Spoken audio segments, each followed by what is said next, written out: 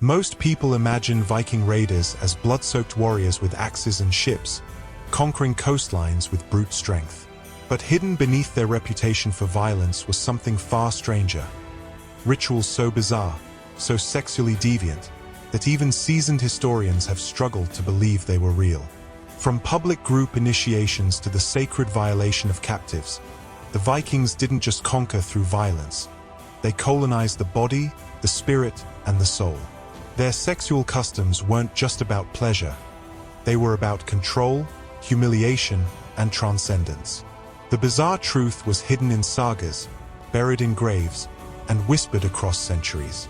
This is the forgotten story of domination, desire, and the unholy blend of both. This is the brutal story of shame and control. The Vikings were not merely raiders, traders, or explorers. They were ritualists. Everything in their world, from forging weapons to spilling blood, was embedded with deeper meaning. But the most disturbing rituals weren't performed in battle or at the altar. They happened during initiation. Hidden behind the roar of horns and the clang of swords were bizarre, deeply intimate rites that bonded warriors through fear, submission, and shame. For the Vikings, entering manhood wasn't a celebration of maturity. It was a crucible of psychological domination. In elite warrior cults like the Berserkers, famed for their battle frenzy, and the Ulfhedna, whose members wore wolf pelts and claimed communion with Odin himself, the process of initiation was purposefully designed to blur the line between honor and humiliation. These warriors didn't just test new recruits with feats of strength or endurance. They broke them down through carefully orchestrated rituals meant to destroy ego, personal boundaries, and any illusions of bodily autonomy. The sagas rarely described these ceremonies in full, likely because the shame they instilled was intended to silence survivors. But what fragments do exist, when pieced together with folklore, legal codes, and archaeological evidence, reveal something far more disturbing than modern audiences are prepared for. Initiation, in many cases, involved forced nudity, public shaming, and ritual binding. A 12th century Icelandic account mentions a boy stripped naked and paraded through the village while older warriors doused him with blood and mocked his manhood, calling him a child of shame. This wasn't bullying. It was an ancient rite, a symbolic death of the boy, paving the way for the birth of a warrior.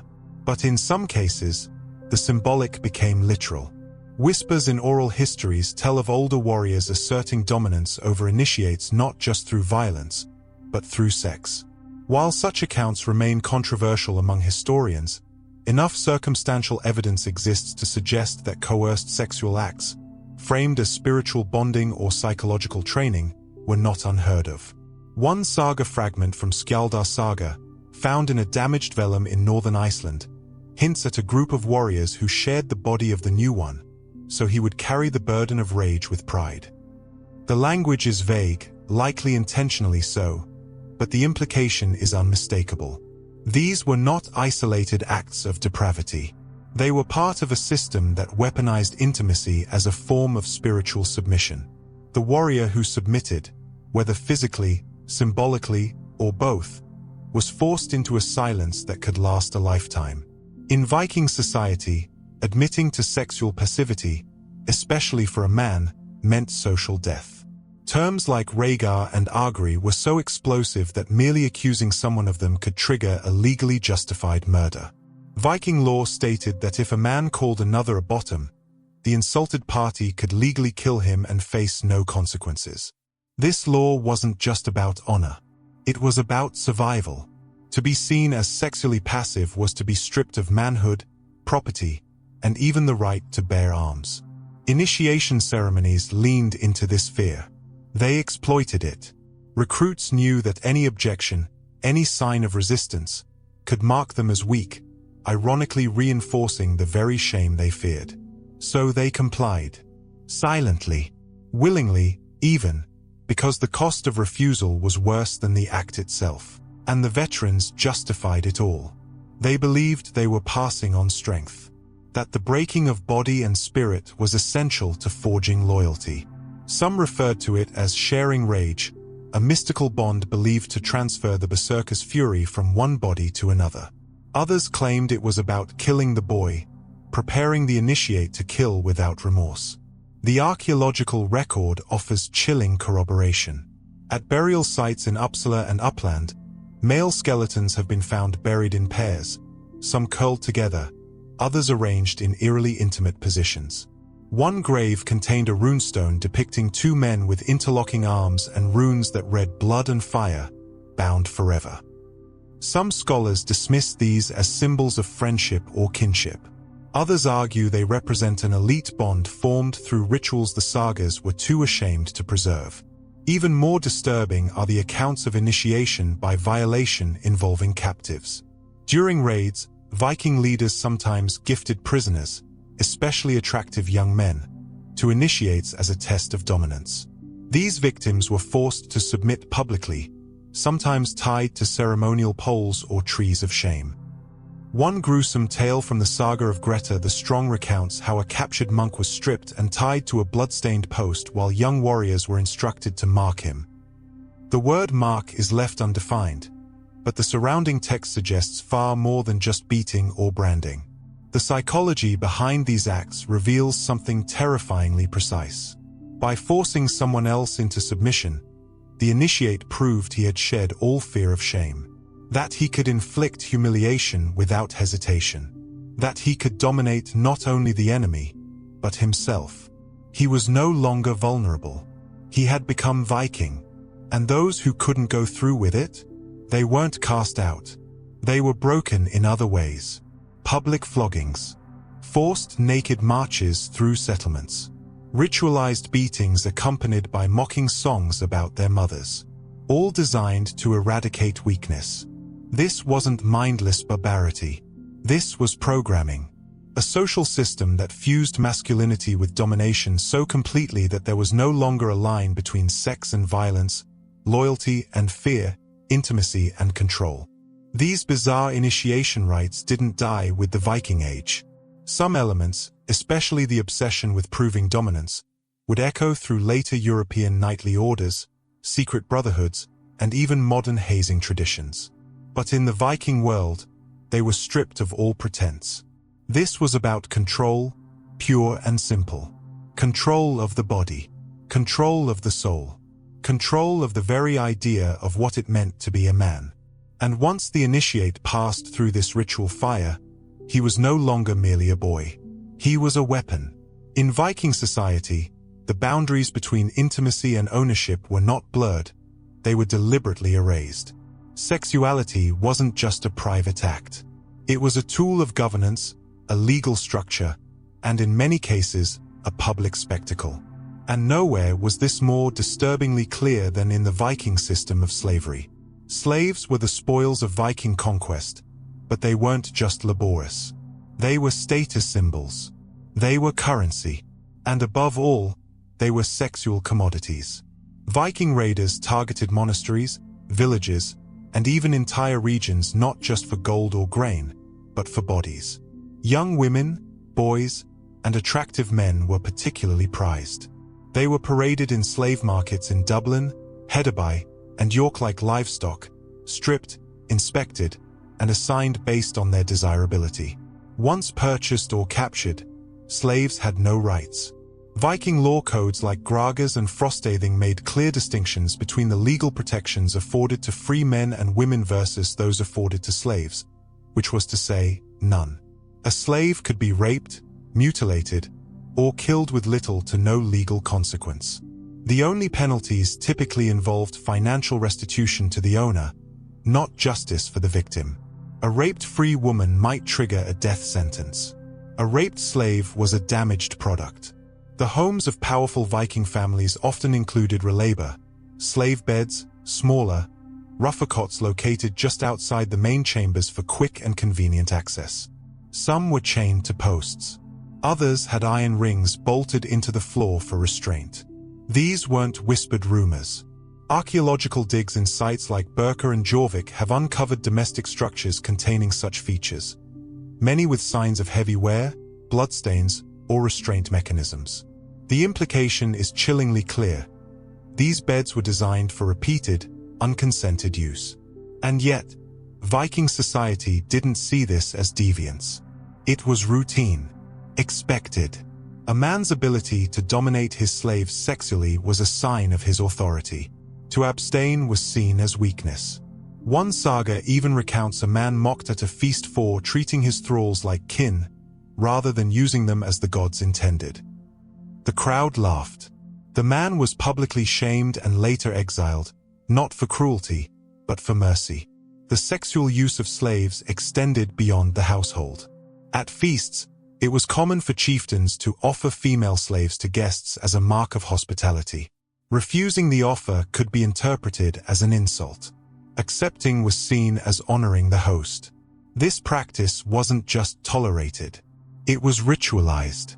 Slave girls were taught to smile, entertain, and submit with grace. Boys, particularly those captured in Christian territories, were often used in even darker ceremonies.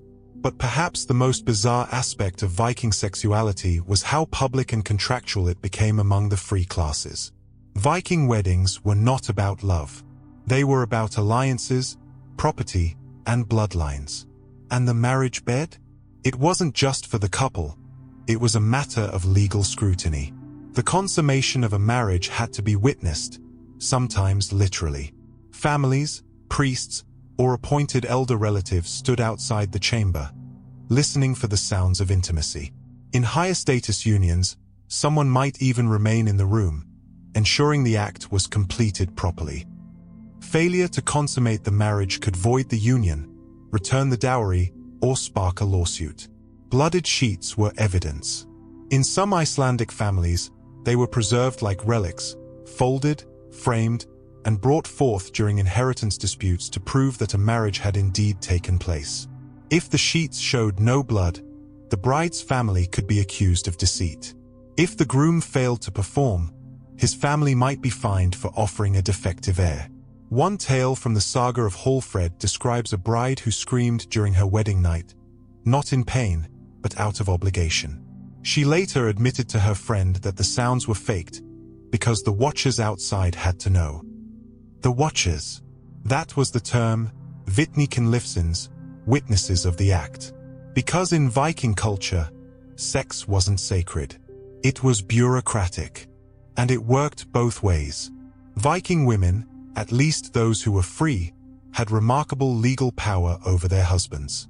A wife could divorce her husband simply by declaring him unmanly, agri. That didn't require adultery, abuse, or neglect. It required failure. Failure to satisfy. Failure to dominate. Even failure to dress or walk in a masculine way.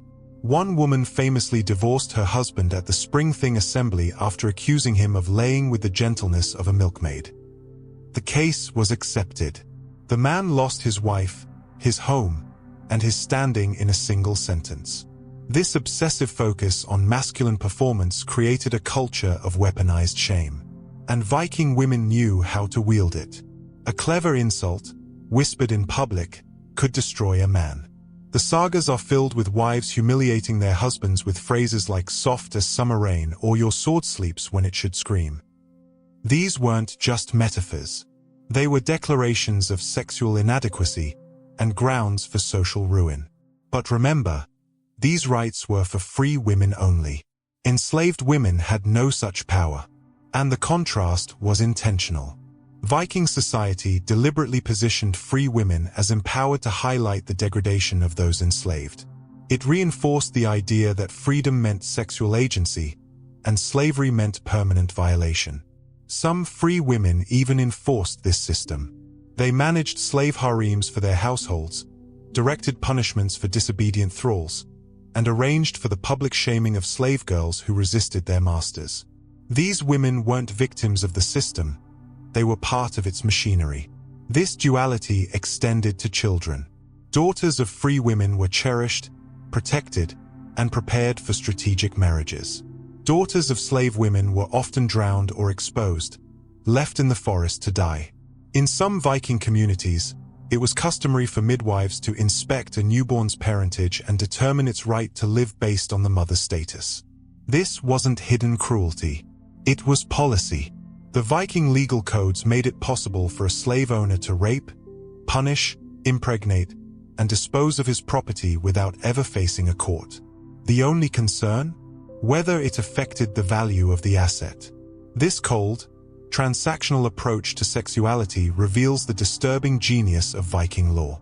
By embedding sex within property rights, the culture ensured that every act of intimacy reinforced the social hierarchy. Every pleasure taken was a declaration of status. Every body used was a body conquered. Even the gods reinforced this structure. Loki, the trickster god, was mocked by other deities for assuming the passive role, birthing children, dressing as a woman, and being unmanly. Odin, the All-Father, was criticized for practicing seer, a magical tradition associated with women. But instead of denying it, Odin embraced the taboo.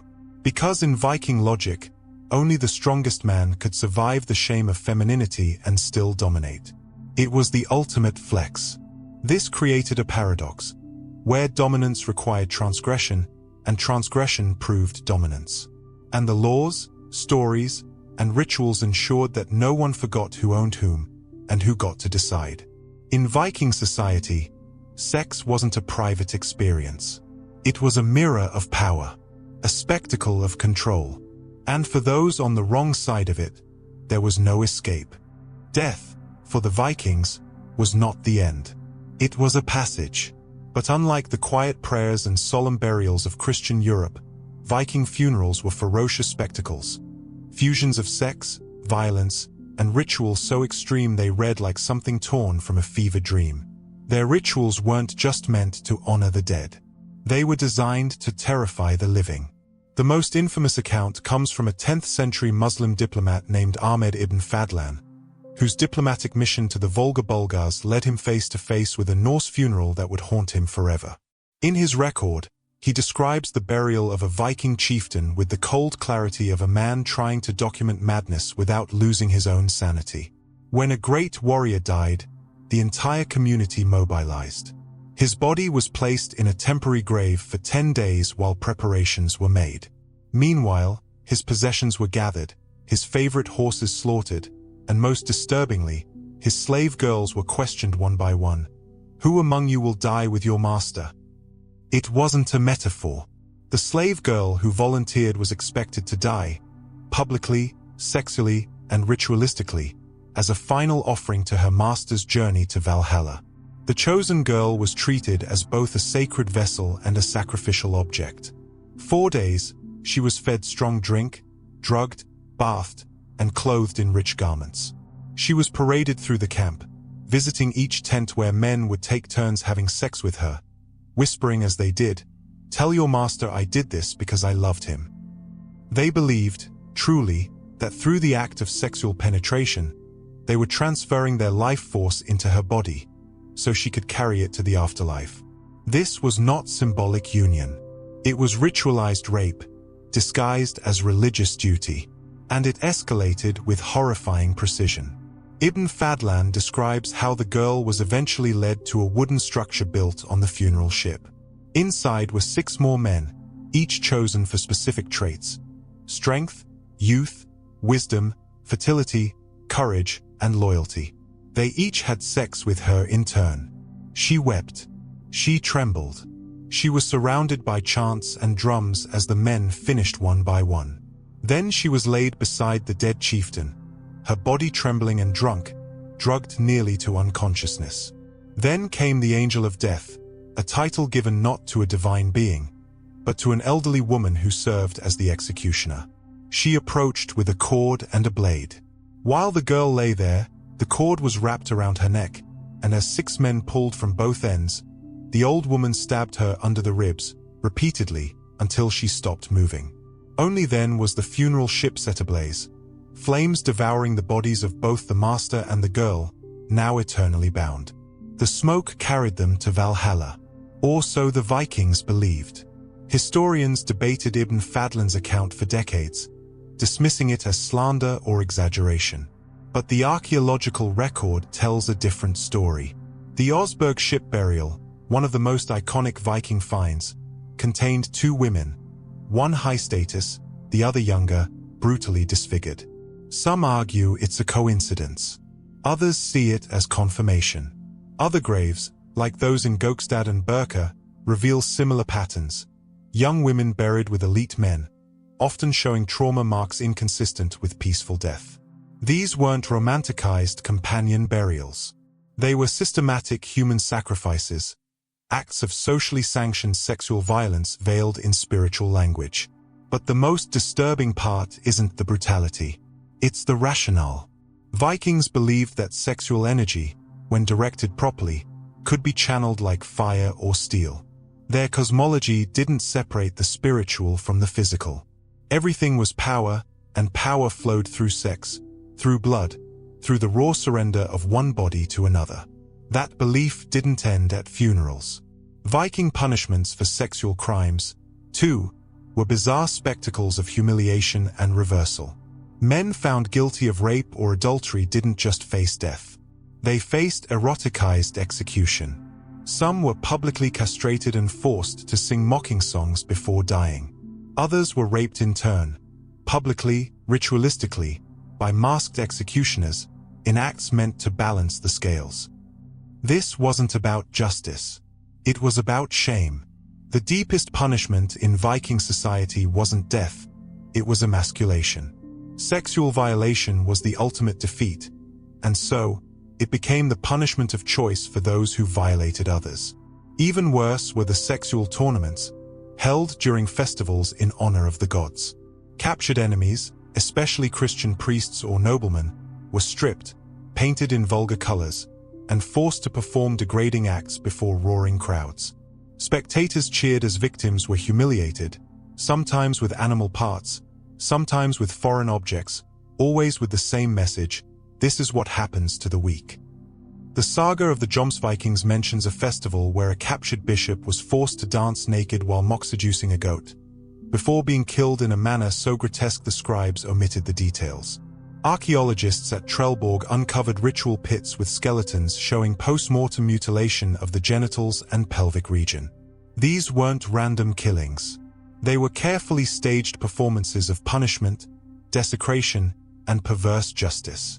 And the women weren't mere spectators. Free Viking women, those born to power, played active roles in these ceremonies. They selected slaves for sacrifice. They judged the sexual fitness of their husbands. They sang funeral chants while watching slave girls bleed for the dead. This was a society where a mother could cheer as a slave was raped and strangled on a burning ship for the honor of her son. Modern feminists might see Viking women as empowered. They weren't. They were enforcers of a brutal hierarchy that depended on the degradation of others. Their rights existed only because someone else's had been stripped away. Even Viking gods embodied this paradox. Loki, shapeshifter and trickster, frequently took female form and bore children, earning the scorn of more masculine gods. Yet he was essential to the balance of cosmic power. Odin himself, wielder of the spear and seeker of wisdom, practiced seer, a form of magic associated with women. His masculinity was constantly questioned. But Odin didn't care. Because in the Viking worldview, the ability to carry shame and still dominate was the mark of a true god. This duality, that the ultimate power required embracing humiliation, ran through every layer of Viking society. To die a warrior, you had to conquer shame. To rule, you had to humiliate others. To pass into the next world, you had to pass through a woman's body, either in life or in flame. Even the afterlife was gendered. Valhalla was for warriors who died by the sword.